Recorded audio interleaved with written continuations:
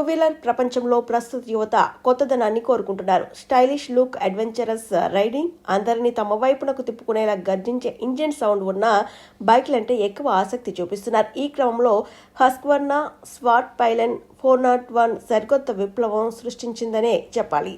రైడర్లకు ఫేవరెట్గా మారిందనడంలో ఏమాత్రం సందేహం లేదు. 2018లో అంతర్జాతీయ మార్కెట్లో హస్క్వర్నా స్వాట్ పైలన్ బైక్ అరంగేట్రం చేసింది. 2 ఏళ్ల తర్వాత అంటే 2020లో ఈ బైక్ భారత మార్కెట్లో ప్రవేశించింది. ఈ స్వీడిష్ స్ట్రీట్ మార్వెల్ తన నియో రెట్రో లుక్తో 2024లో ఈ బైక్ ఇటీవల లాంచ్ అయింది.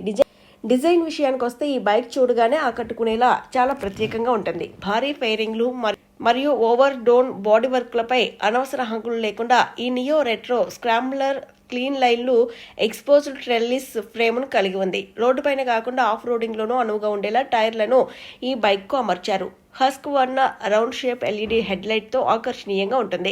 ఇందులో సింగిల్ రౌండ్ ఇన్స్ట్రుమెంట్ క్లస్టర్తో రెట్రో లుక్ను కలిగి ఉంటుంది. సోక్సైన్ ఇండికేటర్లు, చిన్న విండ్షీల్డ్ ఈ బైక్కు మరింత లుక్ను జోడిస్తాయి. ట్యాంక్ పై బోల్డ్ షేప్లో 401 బ్యాడ్జింగ్ను చూడొచ్చు. దాంతోపాటు నియాన్ ఎల్లో కలర్ స్ట్రిప్ మరింత ఆకర్షణీయంగా ఉంటుంది. దీనిని కఠినమైన రోడ్లపై సైతం సులభంగా నడిపేలా రూపొందించారు.